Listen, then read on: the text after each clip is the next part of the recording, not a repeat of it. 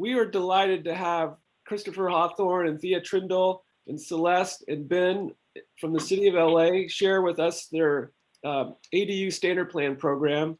And with not much more ado, let's turn it over to Christopher Hawthorne. And like I said, we'll start with questions right around 1:30. So right now, Christopher, welcome and thank you so much. Thank you so much, Will. Welcome, everybody. Thanks so much for joining.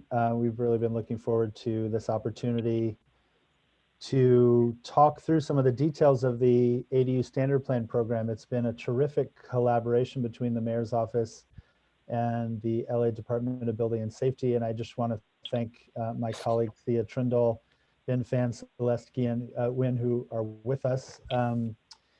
And will be helping us as a group talk through all the details of this program.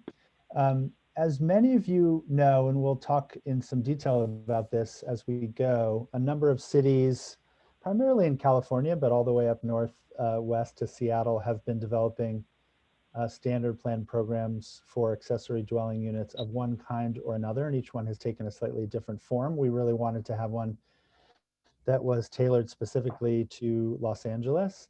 And we'll talk a little bit about what we mean by that. And we did begin the process by making a very close study of those other programs. But as many of you on the call will know, programs like this have their roots, at least the ones in the state of California, in efforts to streamline the production of ADUs across the state that really began in Sacramento 4 or 5 years ago. Thea, could we have the next slide? So we will, sorry, go back one more. We'll just go over the agenda a little bit. We'll talk a little bit about ADUs and how they fit into, I think, a history of architectural innovation in Los Angeles that we were particularly interested in connecting with.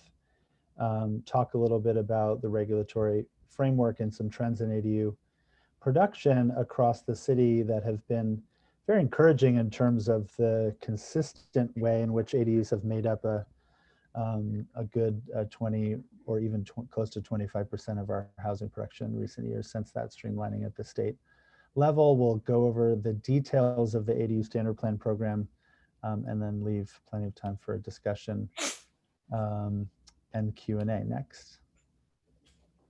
So there is, as all of you know, I don't have to tell a group like this about this history, but a remarkable history of innovation at the scale of 1 and 2 stories in residential architecture across Los Angeles.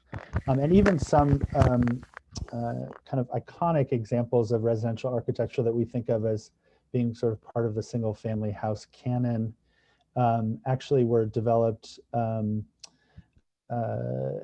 with multifamily use in mind or live work use in mind. So Eames House at top right, of course, with the studio behind, and the Schindler House on Kings Row, bottom right, designed, as many of you will know, for 2 families, a kind of essay, in fact, in the kind of collaboration or cooperation among households living under a single roof. Next.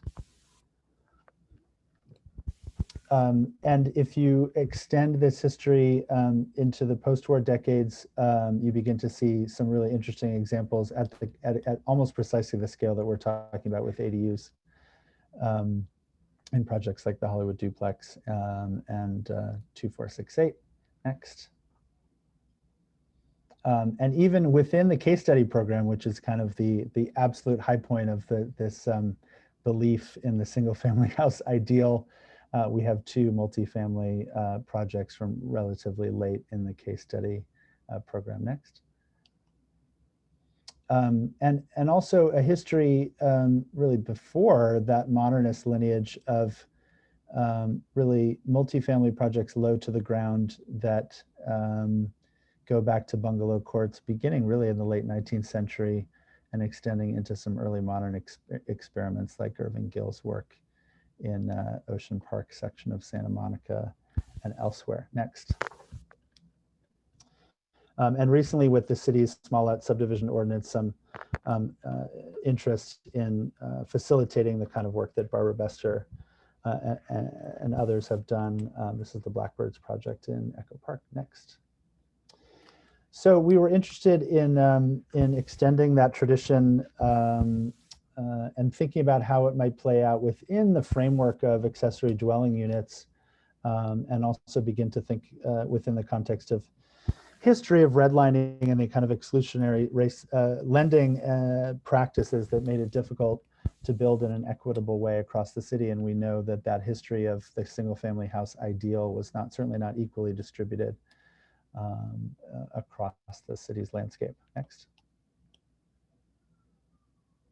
So I'm going to hand it over to Thea Trindle, my colleague, in just a second, but we really saw an opportunity to take advantage of the streamlining that was happening at the state level at ADU in terms of ADU production, and really marry that with some of the history of, let's say, close to the ground residential architectural innovation that I was just talking about, and address and really use this program as part of, I think it's important to say from the start, there's nothing about this program that could be considered a silver bullet in any way. It's part of an arsenal, a kind of a group of strategies that we are using to address the lack of affordable housing and the lack of housing production in general over the last several decades. And for a lot of reasons, ADUs are well suited for that because of their relatively lower cost of construction and the way that they tend to rent for less than market rates in ways that I think Thea is going to talk about. So I'll hand it over to Thea.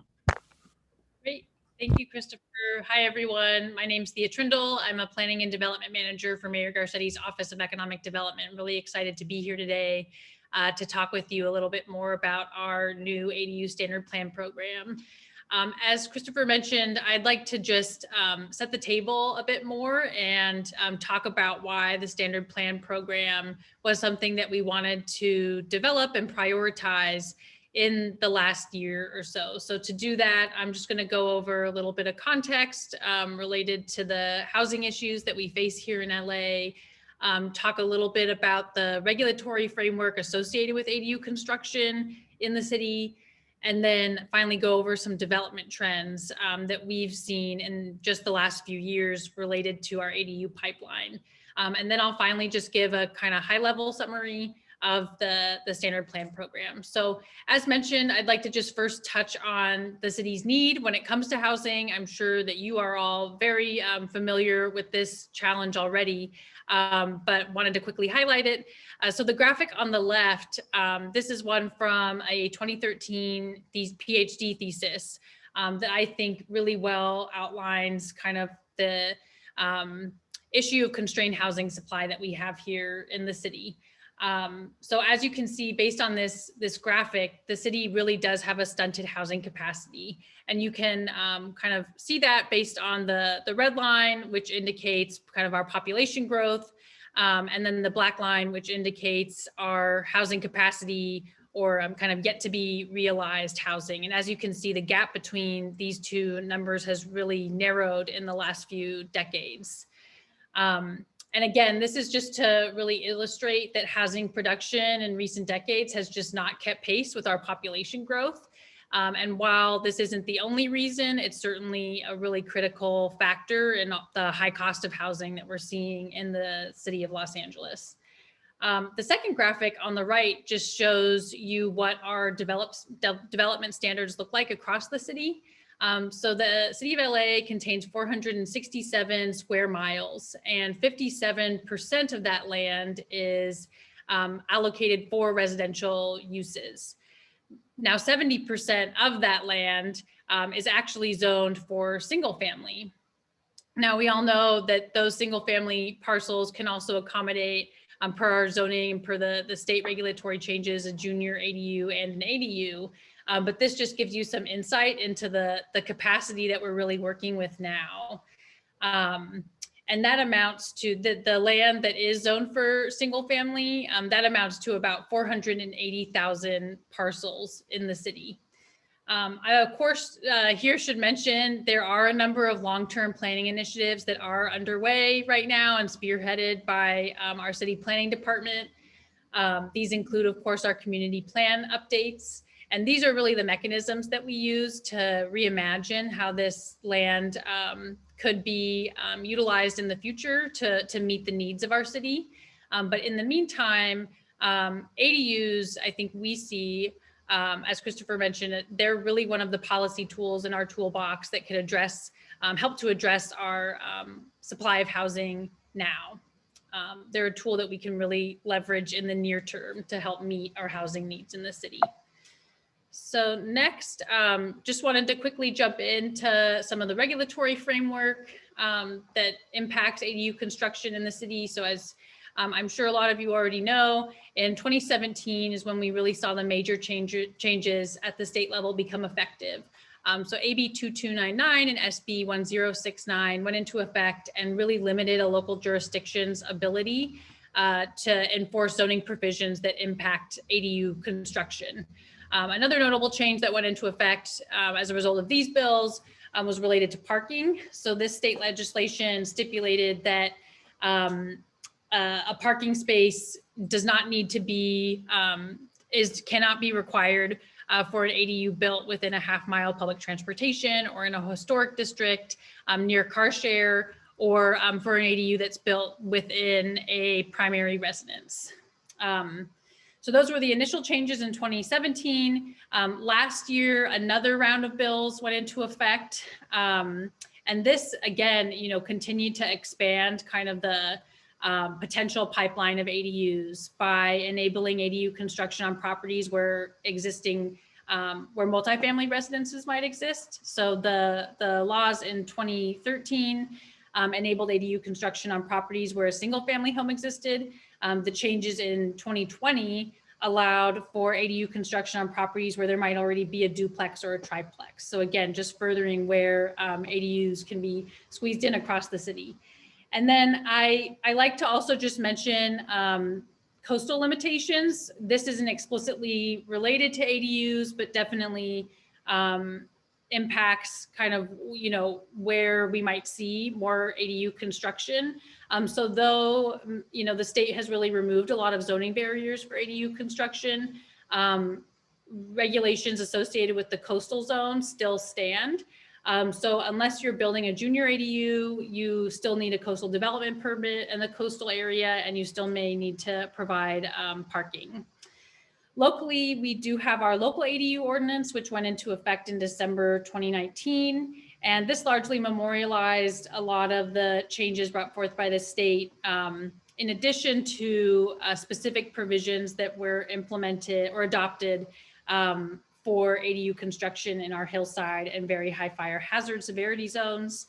And then lastly, as you all are familiar, I like to mention that, we do have a number of specific plan design and community plan implementation overlays in the city. And while these per state law cannot inhibit the construction of ADUs, they could certainly influence what your permit approval process might look like.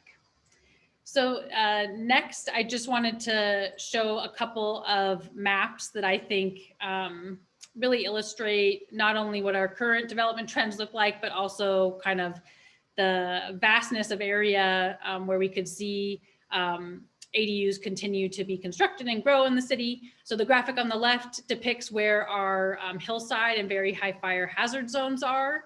28% of our single family zone land are in these areas.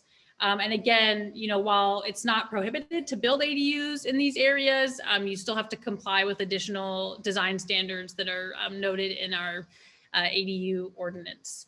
And then the graphic on the right just depicts where we have a number, or where our kind of permitting hotspots are in the city of LA. So you can see that there are really high numbers of ADU permits in the valley, which could be attributed to larger lot sizes out there. And then also hotspots in the Palms, Wilshire, West Adams, and Northeast LA areas.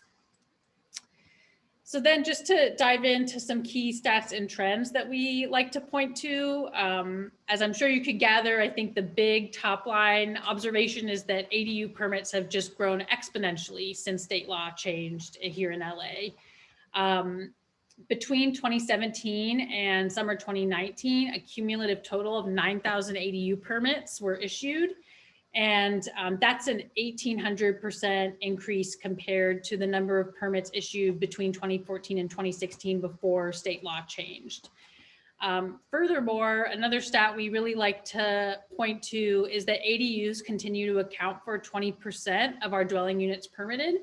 That was a trend that we saw emerge in 2018 and has actually continued even into 2020, where we saw just over 3,600 permits issued for ADUs and a little over 15,000 units permitted overall.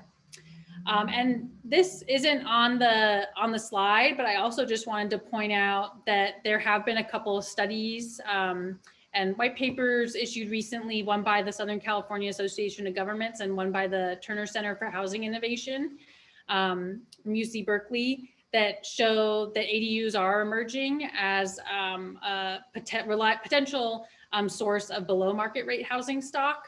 SCAG in particular, based on their research sample, saw that more than 50% of ADUs are leased at below market rates. And so I point this out just because I think we're starting to see that ADUs can be a really important way to fortify our little a affordable housing stock.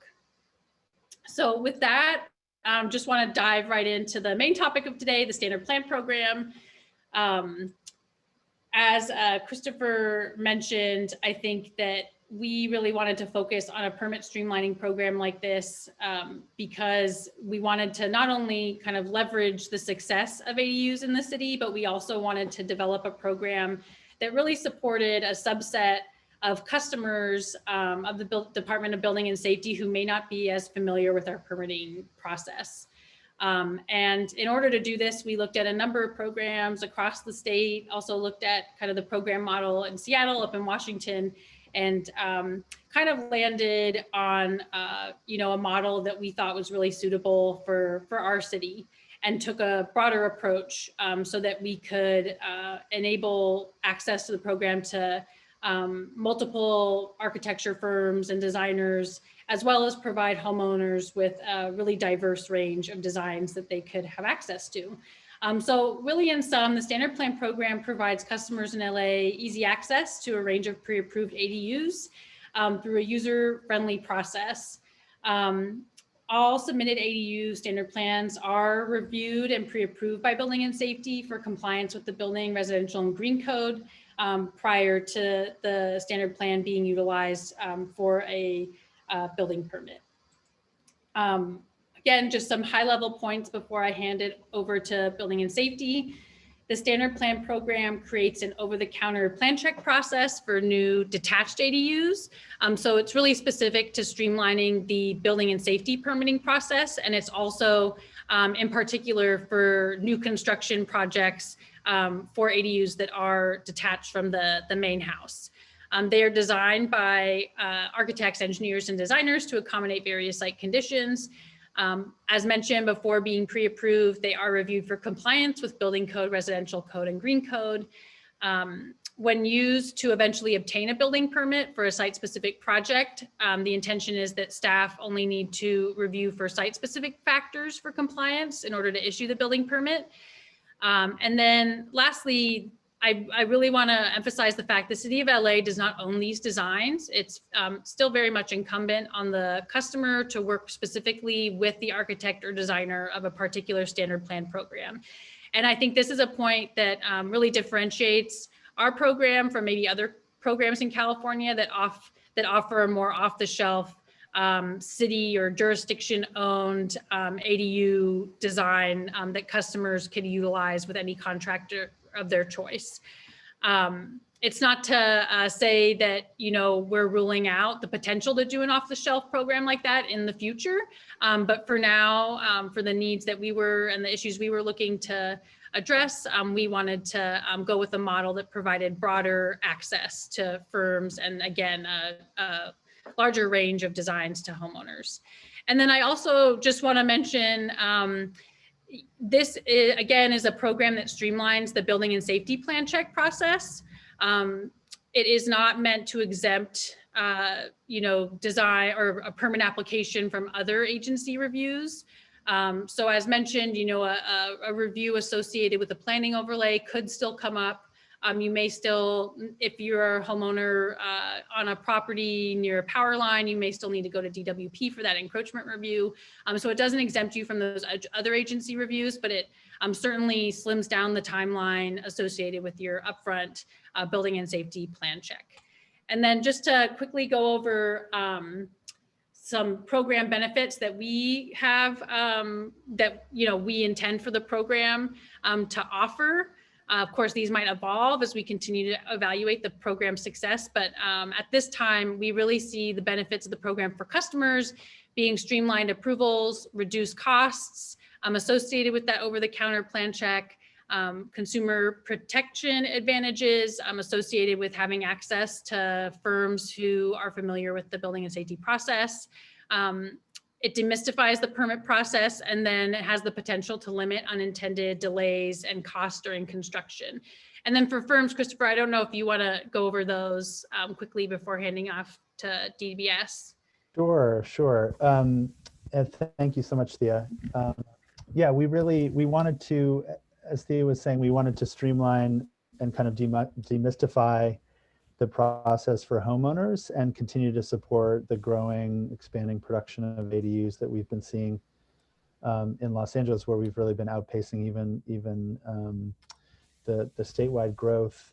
But for architecture firms, we really have seen ADUs continue to be a real strong source of work, even in the last year or two in a very challenging environment. And so we think particularly for small and emerging firms, that this will continue to be a significant proportion of work, that is to say ADUs generally, and we want to support ADU production in all the ways that we can.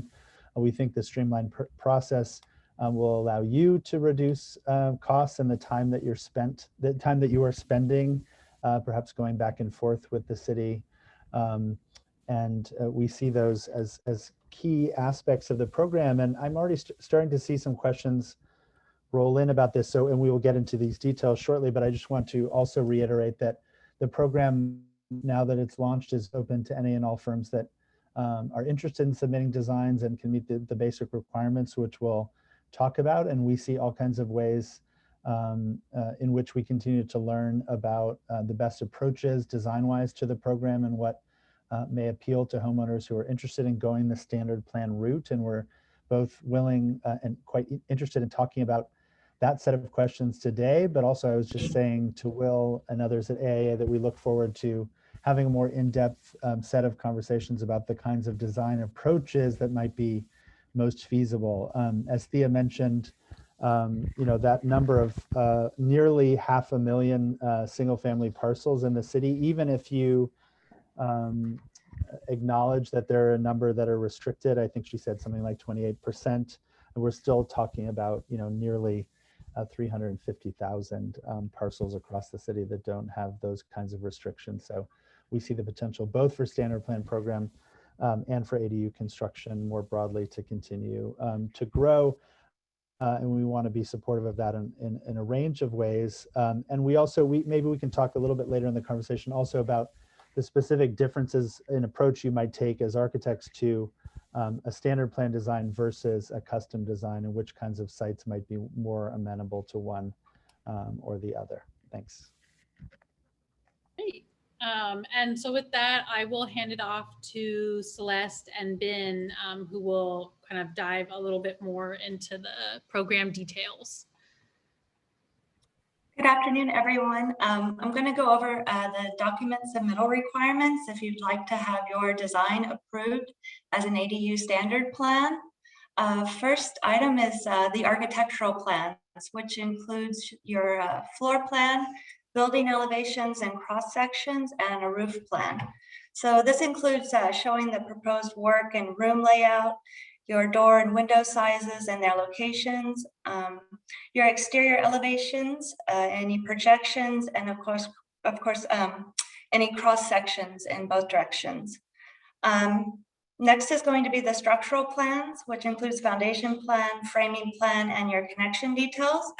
So for the foundation plan, you need to show your foundation size, the width and depth, along with the slab on grade thickness.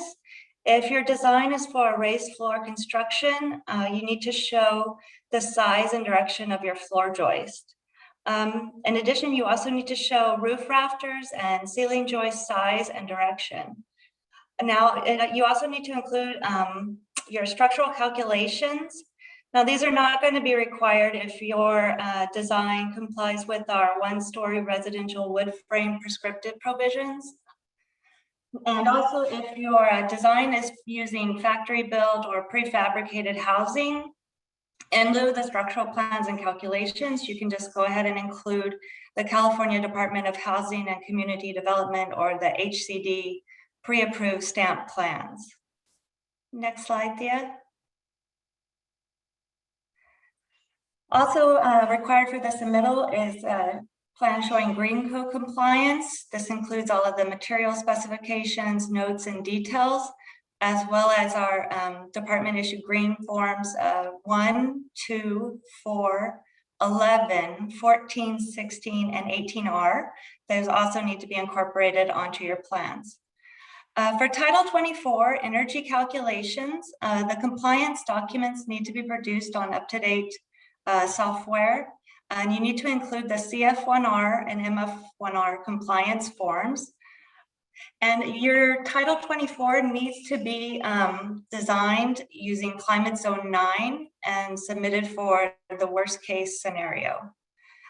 We've also recently produced an information bulletin that goes into much more detail of all of the document submittal requirements for a new ADU standard plan. It's available on our webpage, our department's ADU webpage, under the related forms and publications tab. And it's known as Information Bulletin PGI 2020-032.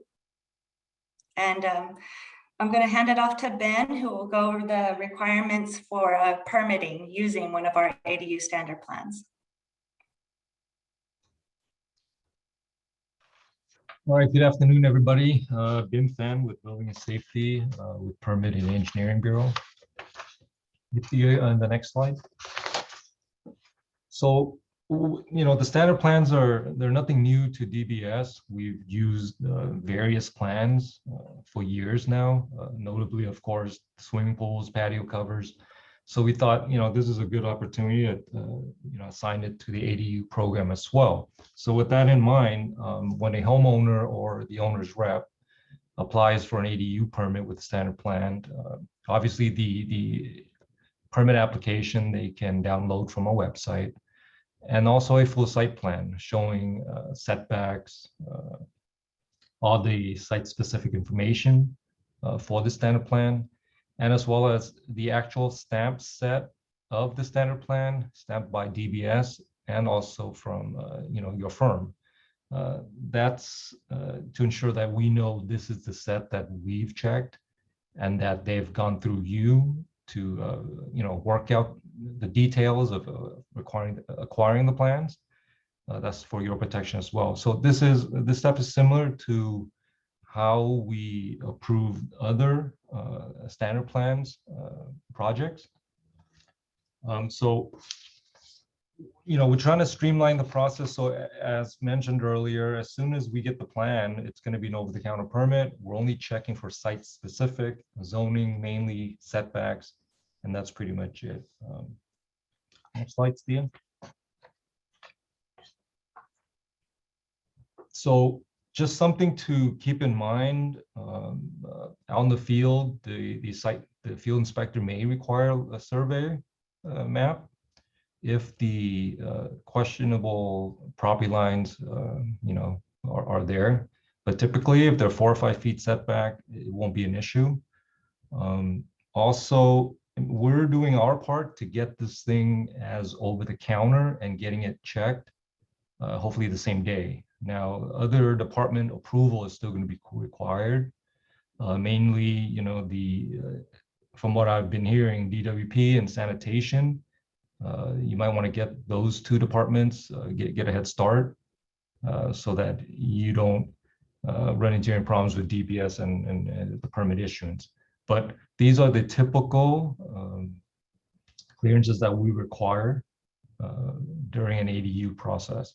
And similar to single family dwellings, ADUs, we will include all the trades, mechanical, electrical, plumbing, with the exception of if it's required to be fire sprinkler, then it's a separate plumbing plan check. And also solar panels, if they are sharing with the main house, it gets pretty tricky. So that will require a separate electrical plan check and permitting as well. But in generally speaking, in most cases, all the MEPs will be included in the ADU. Okay, so we're trying to make it as streamlined as possible, and that should be the process for the homeowners to submit. But that's all I have to you. Sorry, just unmuting. Great. I think that's really it for our presentation. I did just want to note here a few resources. Of course, the ladbs.org/ADU webpage is just a clearinghouse for all of our kind of ADU information related to zoning and permitting. So highly recommend checking that out. If there are specific questions, or if you or your firm are interested in kind of going into more detail about the requirements associated with having your design approved as a standard plan, please feel free to email me or Christopher. And then if you are working with a applicant or customer who has tricky zoning questions, right now we are asking folks to please call 311 or the number listed here to speak with a building and safety, zoning, and building code engineer. So wanted to include that information here as well. So with that, we can definitely jump into questions. I know I'm seeing some come through in the chat. Will, I don't know if you want to start in anywhere particular. Yeah, so Hannah Levy has a couple, and one of them is really about Title 24. Hannah, did you want to ask your question? And then we'll go to Isabel and then Renee. Hi, I did have a question about Title 24. And you answered part of it, that you wanted to use Zone 9. I believe Zone 9 and Zone 6, one is more restrictive on heating, one is more restrictive on cooling, but you want Zone 9. But the other question about that is the orientation. Which north, south, east, or west, which orientation should we use to have the most restrictive situation?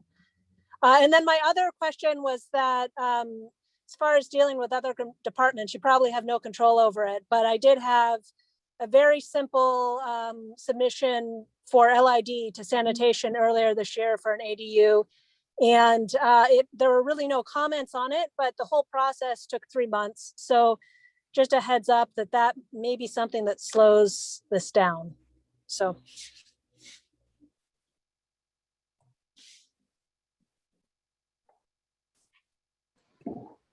Thank you. I might kick the Title 24 question to Celeste or Ben. On the topic of other agencies, I appreciate you flagging that. LASAN and the LID timelines are definitely something that's top of mind for me right now. And we're kind of, anxious to see how the budget shakes out and whether or not our hiring freeze will be lifted. But that certainly the timelines associated with the LID review is something that's very much top of mind for our team. And so I'm working with our city services office to kind of figure out solutions to help them work through their backlog more easy, little swifter. But I'll kick it over to Celeste and Ben now for the Title 24 question. So for the Title 24, it should be designed for climate zone 9. And typically a worst case scenario is going to be designing for west. Super, thank you. Thank you for that question. And I just wanted to echo what Thea was saying about, we continue to look for ways to streamline the process from a number of perspectives in terms of our work with a number of departments. So this is just one part of that. And in terms, a related question that maybe we could talk about a little bit in terms of the orientation question is, what kinds of modifications are available? We've been getting a lot of questions both from architects and homeowners about that. So maybe Celeste or Ben, if you have some thoughts about what kind of modifications are possible, whether that's rotating a plan or in terms of materiality, et cetera.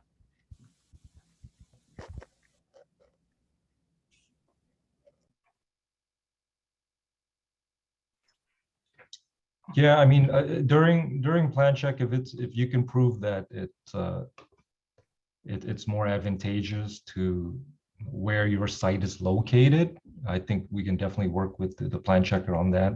But the whole idea is when you're submitting for the standard plan, we're looking to see that it's applied throughout, the region.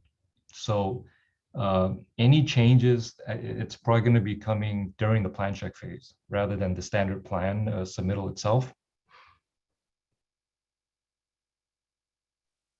So we have a question from Isabel. Isabel, are you on the call? Yes, I am. Thank you, Will. Thank you for the presentation. This is really interesting, and I look forward to working with you on these standard plans. I'm an architect. I've designed a number of ADUs, at least a dozen.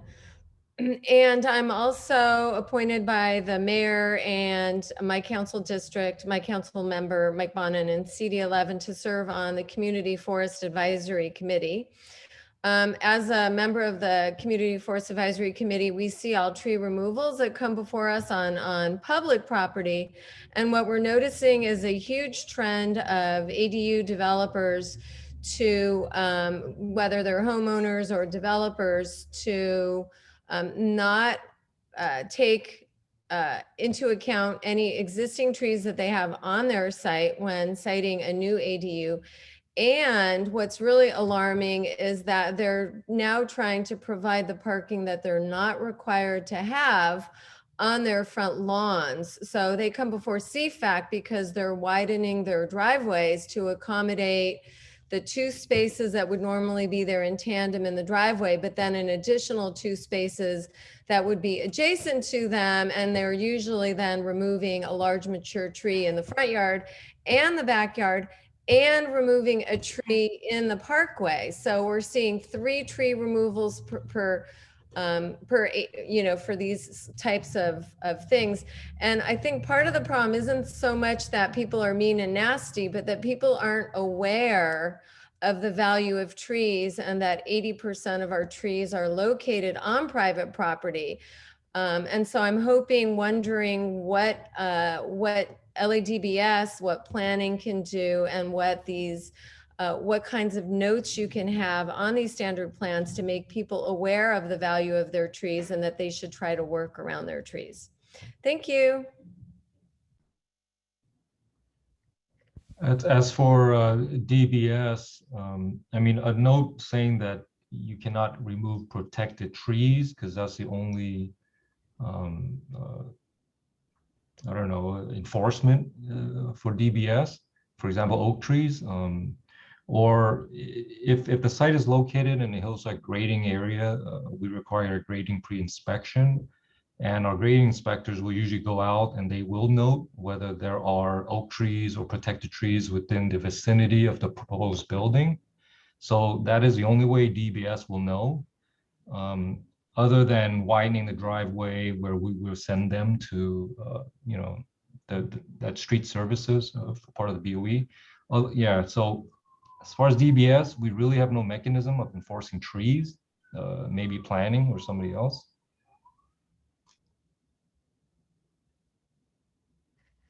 Yeah, I can add a couple of thoughts about that. Thank you for that question, Isabel. And this is an issue that we've been discussing and working on quite a bit of late. A related project that my office has been working on is this low-rise design challenge, looking for new housing typologies, let's say just beyond the ADU, looking at 3 and 4 units at the same low-rise scale. And we started that process with a significant community engagement effort. We did a number of thematically organized discussions about how residents and community leaders and affordable housing developers and advocates would like to see their own neighborhoods evolve. And what we found in a number of those conversations is a concern almost precisely aligned with the one that you're raising, which is to say even folks who are interested in seeing more housing options and even more density perhaps are very concerned about losing tree canopy, tree cover, and what that would mean as climate change accelerates. And I think COVID-19, the pandemic has really clarified the appeal of well-designed, shaded, cool outdoor space where people can gather and really extend their living space. And so we specifically asked, as a result of those sessions and the way they informed the design brief, we asked the entrants in that design challenge to really think about ways to strike that balance, bringing new units in while retaining tree cover. And we're really eager to share some of those ideas, and we hope that those can inform ADU policy as well as thinking more broadly about housing policy across low-rise districts in the city. So thank you. It's a very pertinent question. We have a good question here from Walter Perry, really dealing with hillside locations. Walter, are you on the call? Walter Perry here. I have an essential land use question, which is to me an important one, having to do with hillside, the apparent the conflict between the hillside ordinance, the ADU ordinance, and I live near the Mulholland corridor, the inner and outer Mulholland corridor. I noticed of all the standard plans that have been submitted by the 14 submittals, none of them were designed to take into account a hillside condition. It seems to me there must be an obvious conflict between land use, which is to say fire safety, and density, which to me is like a major design housing question, density versus safety. So living in the hillside, as I do, I have a couple of jobs where there's a conflict between how big an ADU you can build on a hillside. I'm under the impression that you can't exceed 900 square feet if it's within an inner or outer corridor of the Mulholland specific plan. I understand that if you're in a hillside under the current slope analysis requirement, you can't exceed an FHA of 45%. In many cases where you have homes on hillsides that are in already at 40%, how are you going to be able to build an ADU? And the second part of my question is, how does one as a designer working with clients indicate to potential owners what they can and what they can't do? And what is the process for determining through these three agencies or three codes what prevails and what could be permitted and approved?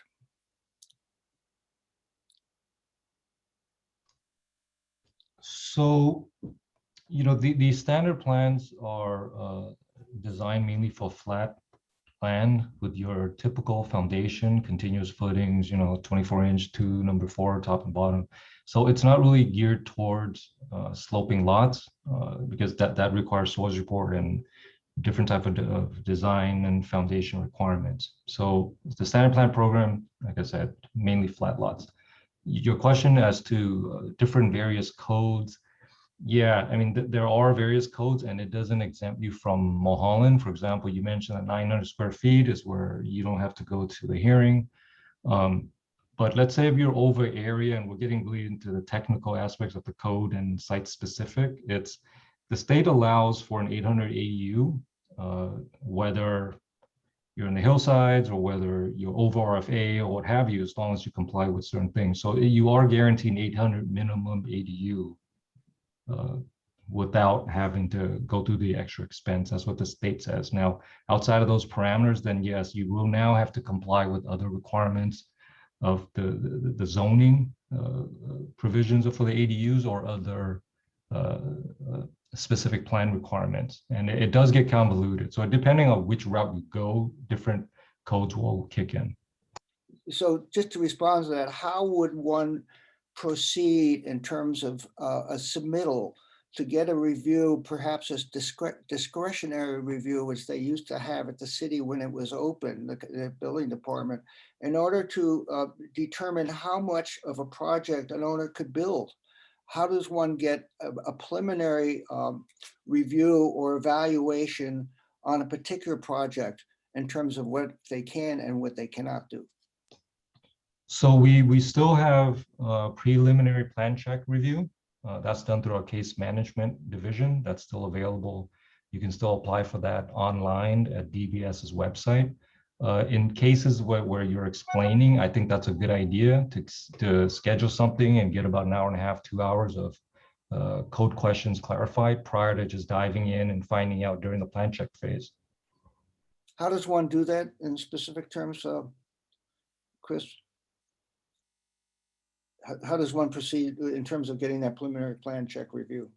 Oh, okay. So you can go on DBS's website under case management, and there's a tab for preliminary plan check review. And you can apply, and then they will set a virtual meeting. You send in your questions prior to, schematics or what have you, and during the appointment, they will answer those specific questions for you. Great. Okay. Thank you very much. And Chris, you wanted to sort of reflect on some of the design opportunities here? Yes, so we have found this process to be really fascinating working with architects because, of course, you're designing a little bit into a vacuum, and you're designing not for a specific site, not even for a specific client.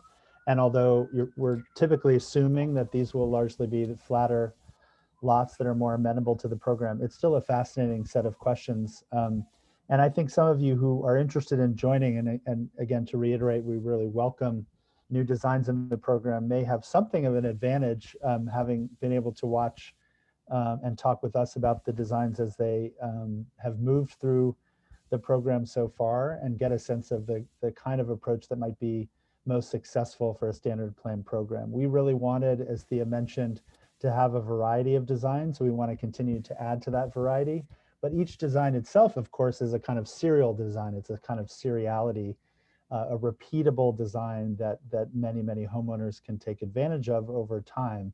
And that is a novel challenge in some ways for a lot of architects because, of course, you're so used to and have been trained to respond specifically to a particular site. So finding that middle ground of design that has a particular kind of sensibility that reflects your approach as an architect, but also can be standardized to work across a variety of conditions is really where you will find the most success. And again, I think we're continuing to learn about the approach that makes the most sense. And we will continue to find opportunities to bring attention in all kinds of ways to the designs that really figure out how to thread that needle. And we anticipate that that architects will continue to get better at that over time as the program evolves. Thank you so much, Christopher. Naren, you have some really good ideas on the, are you on the call? Can you sort of approach us and share your input on the lid clearance streamlining ideas you have? Hi, Will. Hello, everybody. Yeah, I was really excited to read about the standard plan program, and I was really excited to hear that it's an over-the-counter. And then my immediate question was, what about all those specific clearances that are required? And to Chris's point, he's really talking about prototyping, prototyping a solution that's applicable to every site. So my lid question is sort of twofold. One is, do we engage Bureau of Sanitation to just eliminate the clearance altogether for ADUs, simply because the solutions that they're proposing are usually it's the rain barrels on a variety of sites. So the number one is, if there is no way to eliminate this clearance, should we just incorporate that solution into the prototype so that the clearance is automatically eliminated? This alone would remove weeks and weeks of processing and time for building and safety to review the drawings as well. But I think the rain barrels are not a solution, are not a good solution, and for lots of reasons. We can get into technicalities later, but my proposal would be just to simply eliminate the clearance. And similarly with the other specific requirements, like what can we combine into the prototype that it simply removes all of the other needs for review. Thanks, Naren. So, maybe Thea and Christopher, maybe this is an opportunity for us to work with the mayor's office and Public Works and try to bring in LA Sanitation and other of the, BOE and all the other departments and find an opportunity to sort of maybe eliminate some of the clearances that are currently required. And then, of course, LADWP is an entirely different strategy that we need to implement. Right. I think that's a really promising suggestion that you make, and thank you for that. And we continue, as I mentioned, to look for other ways to refine the program, and any of those elements that we can build into or recommend as a fundamental element of a design that architects should incorporate from the beginning, I think could go a long way toward helping with the kind of streamlining that you're talking about. So I would look forward to the chance to talk through that idea with you in some more detail, particularly with those other departments. But want to give Thea or others a chance to add if they'd like to. Yeah, I just want to echo what Christopher said. I really like the idea of continuing a dialogue on how, we could integrate design standards that are enforced by other agencies into potential standard plan designs. I really like the idea of looking at the lid requirements first, just because, as you mentioned, Naren, they're, especially for ADUs, they're pretty limited and usually specific to just the implementation of the rain barrel. So I really like the idea of kind of honing in on that one first. And then kind of my pipe dream is looking at the all the planning overlays as well. And, kind of figuring out if there's a way, standard plans could be kind of certified, if you will, under specific overlays. So I really like the idea of continuing a dialogue on that. I do understand that there's some political will and pressure to solve this problem. I understand the Bureau of Engineering is working on this. I'm not sure if you were in touch with it, but I would encourage that triangulation and hopefully we can come up with a fairly good and quick way to get these things permitted over the counter. Yeah, I think so. I've definitely been in touch with Osama Yunan, the DBS general manager, on this topic.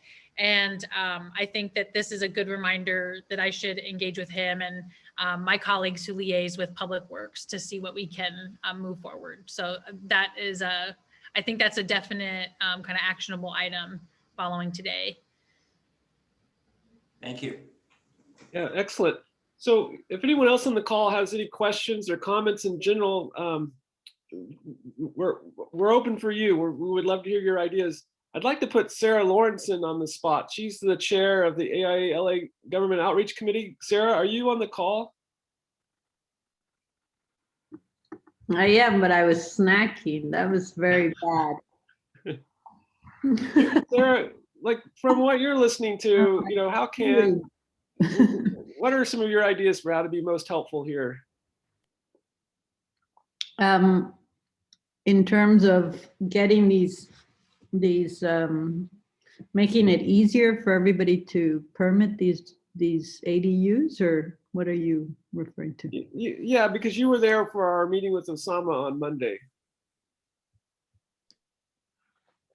Well, I think it's to collect all of these comments that everybody's made about things which are slowing down the process. Obviously, the city's done, and LADBS and the mayor's office have done an amazing job of getting, the kind of a lot of the work to make the process a lot smoother and to shorten the amount of time that it takes to get permits. But there's obviously, everybody's brought up issues with clearances and issues with zoning, and there's also street dedication problems when you're in the hillside area where you can't park an additional car. And there's a lot of particularities that prevent that basically are working against making the process easier. So while some things are smoother, if the entire process is not looked at, then there will always be, even as you make parts of the process faster, the delays in certain, like in one item, might negate all the progress that was made in facilitating these plans and facilitating, shortening the process for plan check. But if if you have one hiccup and that takes 6 months or 3 months, as Hannah was talking about, then it's sort of moot, right? Because it didn't help anybody. So so I don't know.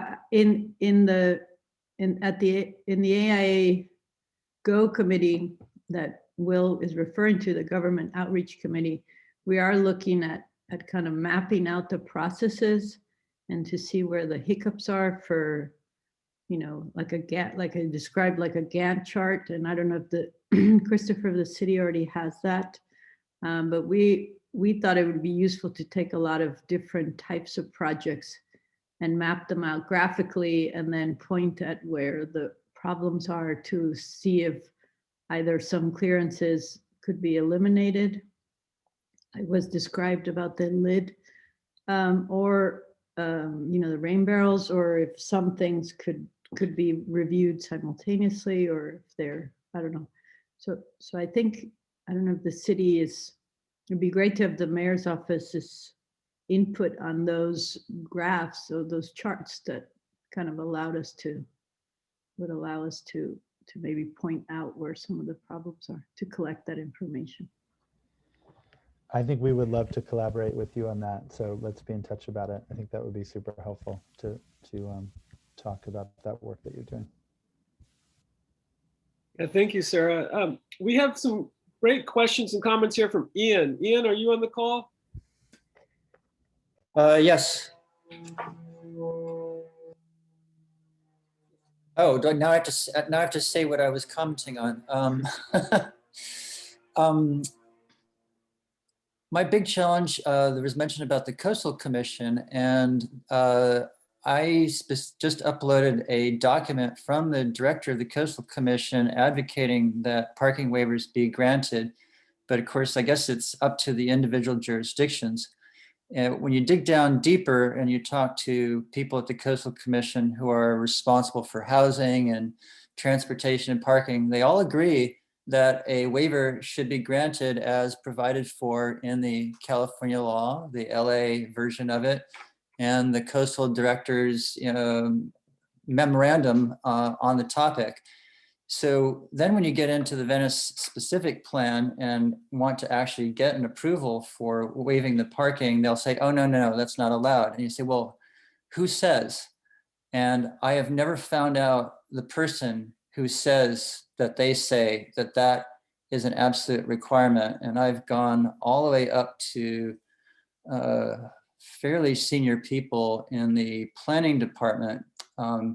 And this is, I'm getting a little bit off track, but it's, housing in the coastal area is being lost at a rapid rate. Apartment buildings are being turned into single family. They're being turned into, vacation Airbnbs, although there's been a bit of a crackdown, but not much. And so the idea that we can't build ADUs because we have to get the parking in there is based on the Venice specific plans transportation study, which was done back in 1998 and hasn't been updated since, and makes no referral to the fact that we've got the exposition line coming out to Santa Monica. We've got Ubers, we've got Lyfts, we've got Bird scooters. We have so many ways of accessing the beach now. The idea that parking, a mile from the beach is what somebody from San Bernardino is going to need to get access to the beach. And that is a quote from somebody I talked to at some point, that was the argument for why my tiny little ADU had to maintain, that extra parking space, even though it was just, 20 feet from Lincoln Boulevard, where there are major bus lines running on a, 15-minute schedule or less.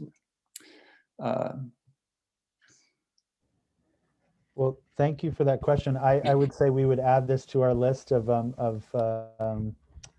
those hiccups that we can look at in more detail. But I think your larger point is one that I think is really well taken, which is to say that the Coastal Commission for a long time particularly in its infancy, did see parking access as part of the democratization of access to beaches and to the coastline in California. And so they have for a long time been quite zealous actually about protecting parking access to the public.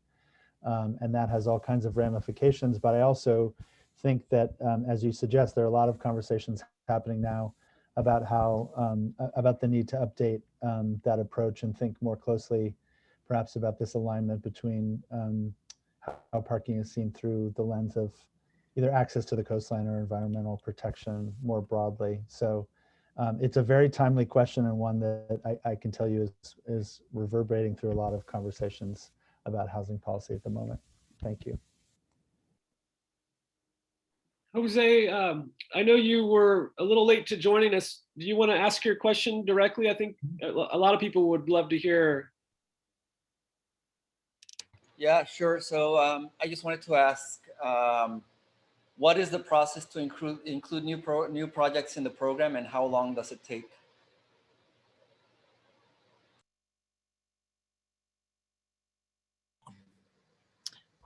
I might leave that question, some of the details of it, to Celeste and Ben, but we have uploaded a new technical bulletin on the DBS webpage with details on how you can have your design approved as a standard plan. I think at a high level, it involves submitting drawings that demonstrate compliance with the building code, residential code, agree code, and then also Title 24 calculations. That's submitted to building and safety. You know, you could do paper, but I highly suggest doing submitting the plans through our ePlan LA portal. And the technical bulletin has details on how you can submit that, given the design wouldn't have a site yet. And then there are, I'm not sure if building and safety already mentioned this, but there are fees associated with that initial plan check to become approved as a standard plan. Those are charged on based on an hourly rate rather than on construction valuation, obviously, since there's not a specific project in mind. We're seeing that those fees based on current design reviews amount to approximately $500. Celeste or Ben, I don't know if you can comment on the timing. I know it's varied a little bit depending on the intricacy of the design, but I don't know if you have thoughts on kind of that average yet. I know that we've had 2 other ADU standard plans approved since the release of the pilot. And that was just a little over a month ago. So, but that's all I really have right now to judge. But it really depends on what type of design you're proposing. And I should say that that includes kind of the back and forth if there are corrections issued. And I just want to add, I did include the link. You're right. It includes, if there's corrections issued, how long it takes for the architect to respond back to those corrections, and so on. It's really hard right now to give an estimate on the approval timeline. But I wanted to add, I did include a link for information bulletin on what's required to submit for the ADU standard plan. I included that in the chat. Thank you. I also have some ADUs that have been approved. Does it help to submit something that's been approved before?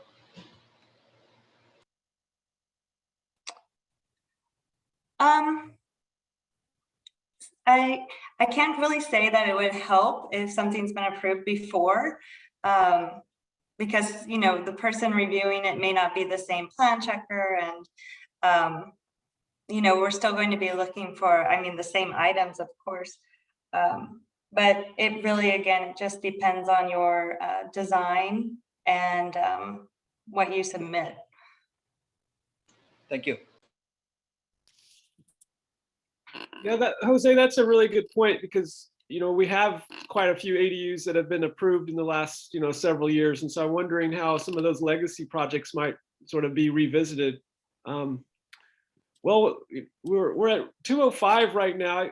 If we have any last minute questions, I would love to add them. Renee, you had a really good point do you want to sort of address everybody with your remarks about the low impact development requirements again? I was just saying that if the roof is of an area is under 500 square feet, you don't need a lid review. You don't need a lid clearance, and sanitation has to sign off on that. And it'd be really easy, I think, if LADBS could instead stop the spigot. Otherwise, you have to get in line at sanitation, and then they have to pull up your project, and then they have to make the review, and then they have to return it. And right now, that's all done physically. So it's like a crazy amount of time to do such a simple thing. So if LADBS could just make the determination, it's under 500 square feet, no lid, then you wouldn't have to do all that. Yeah, that is correct. We would not even add the clearance. So if a plan checker did add it, you probably want to talk to him, her, and clarify with the roof plan and the calculations to show that it's less than 500, because you're right, it is not required. We will not be adding it to begin with. So it's something to clarify with plan check and supervision if it does happen. Has happened, yeah. So that would be great if you could reinforce that at DBS. Sure. Okay, with that, Christopher, Thea, Ben, and Celeste, if we have any closing remarks or thoughts, we look forward to organizing more of these sessions with you, and especially to support everything that you've been doing for the city of Los Angeles. Any final remarks, Christopher? Well, first of all, thank you, Will, everybody at the chapter, for organizing this discussion. Thanks to all of you who are in attendance. We really look forward to the opportunity to talk in greater detail with those offices that are interested in submitting designs. And just before the call, we were talking with Will about the potential of doing that. Again, as I mentioned, we are really already beginning to learn some useful lessons about what kinds of design approaches really are suitable for this program as opposed to more generalized ADU construction. And we really look forward to applying some of those lessons to help streamline and refine the program going forward. So I'm hoping we can set up a kind of formal workshop with firms that are interested in adding designs to really talk about some approaches that have proved successful to even further streamline the design process for those interested in joining. And thanks again for your time this afternoon, everybody. Well, thank you. Thea, did you have any final remarks? I think I would just add, I really look forward to just continuing to be partners as we move forward the implementation of this program. As we've already illuminated today, there are always things that our team can continue to kind of explore further and investigate, so we can kind of troubleshoot where the choke points are in the process. That's what me and my team is here for. We want to make, we want to make the permitting processes streamlined and user-friendly as possible. So I always appreciate the feedback that, folks in this group bring to the table. And so continue to use me as a resource. Feel free to reach out. And I was also going to add, if it's helpful, Will, I can just send over a list of like hyperlinks. I know there was a number of items put in the chat today. I could just send over a list that could be distributed to the group. I have that on file, and I could send over that with the slide deck if folks would like to have that for their records. That would be fantastic. Please do. Well, with this said, I encourage everyone to take yourself off mute. We'll do a round of applause. I do want everyone to know that we're working on a letter of recommendations to DWP. So if you have ADU questions with regards to how the Department of Water and Power is impacting your project, let us know. We'll add that to our letter of recommendations. So with that, everybody, thank you so much for joining us, and we'll stay in touch. Thank you. Thanks, Will. Great job. Thanks so much, Will. Thanks, everyone.